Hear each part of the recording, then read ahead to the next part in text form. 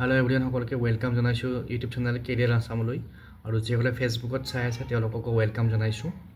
আজিৰ ভিডিঅ'টিত আমি আলোচনা কৰিম আমাৰ যি মেডিকেল ডিপাৰ্টমেন্টৰ আন্ডাৰত নন টেকনিক্যাল ভ্যাকেন্সি ওলাইছিল সেই ভ্যাকেন্সি কিটাৰ যি ৰিটেন এক্সামিনেশন হোৱা কথা আছিল ৰিটেন এক্সামিনেশনটো ৰিশিডিউল কৰা হৈছে অৰ্থাৎ ডেটটো পিছুৱাই দিয়া হৈছে।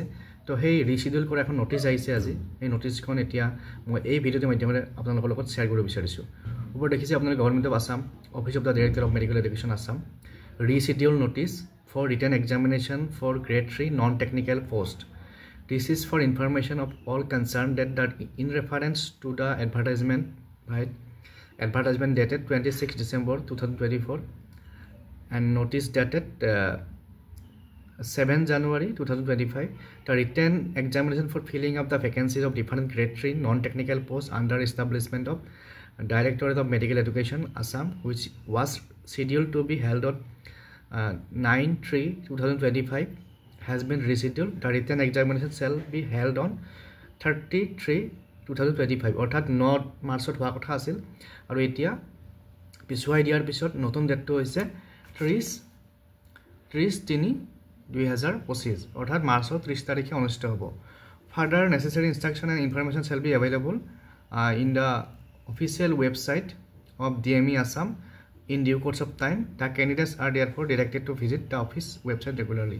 Aru ji hok baki jikhini instruction ahibo information thakibo ba admit ketia dibo ei gutei bilak update apnaloke ei ditu DME Assam website ase website tot pabo aru jetia admitor notification ahe tetia moi apnalogor logot share kori dim admit to keneke download koribo ba kor pora download koribo gotike যিসকলে এই এক্সামটোৰ কাৰণে apply কৰিছিল বা এই vacancy কেটাৰ কাৰণে apply কৰিছিল তেওঁলোকৰ কাৰণে এইটো এটা ভাল সুযোগ কাৰণ কিয় এই 30 তাৰিখলৈকে আপোনালোকে ষ্টাডি কৰিবৰ কাৰণে সময় পাব আৰু যিসকলে এতিয়াও প্ৰিপাৰেচন চলোৱা নাই কাইন্ডলি তেওঁলোকে প্ৰিপাৰেচন আৰম্ভ কৰক আৰু আৰম্ভ কৰিলে আপোনালোকৰ নিজৰ কাৰণে ভাল হ'ব।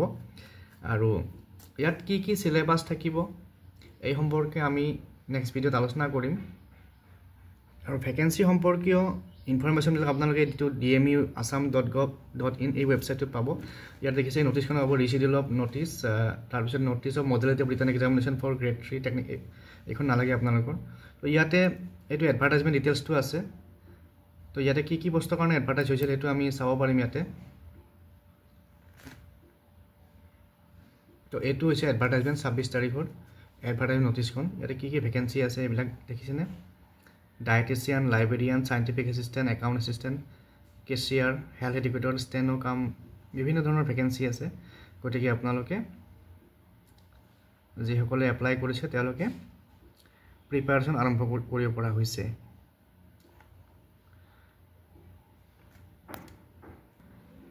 গতিকে এইটো ওয়েবসাইটত আপোনালোকে ডিটেইলছ বিলাক পাব কেতিয়া এডমিট দিব কি দিব আৰু যিসকলে চেনেলটো ফাৰ্স্ট টাইম চাইছে কাইন্ডলি সাবস্ক্ৰাইব কৰি ল'ব কাৰণ যিকোনো ভ্যাকেন্সি সম্পৰ্কীয় বা জব ৰিলেটেড ইনফৰমেশন আৰু বিভিন্ন ৰিক্ৰুটমেন্ট এক্সামিনেশন সম্পৰ্কীয় ইনফৰমেশন এই চেনেলটোত পাব। চেনেলটো নতুনকৈ আৰম্ভ কৰা হৈছে যদিও মাজতে এডিআৰ কাৰণে বিভিন্ন ভিডিঅ' দিছিল কিন্তু বৰ্তমান এনেকৈ দিয়া হোৱা নাই। এটা যিয়ে নহওক বাৰু আগন্তুক সময়ত যিবিলাক এক্সামিনেশন আহিব সেইবিলাকৰ সম্পৰ্কত মই যিমান পাৰো ৰেগুলাৰ ভিডিঅ' দিবলৈ চেষ্টা কৰিম আৰু আপোনালোকে চেনেলটো আগবঢ়াই নিব বুলি আশা কৰিলো কাৰণ কিয় আপোনালোকৰ সাপোৰ্ট অবিহনে চেনেলটো মই আগবঢ়াব নোৱাৰিম।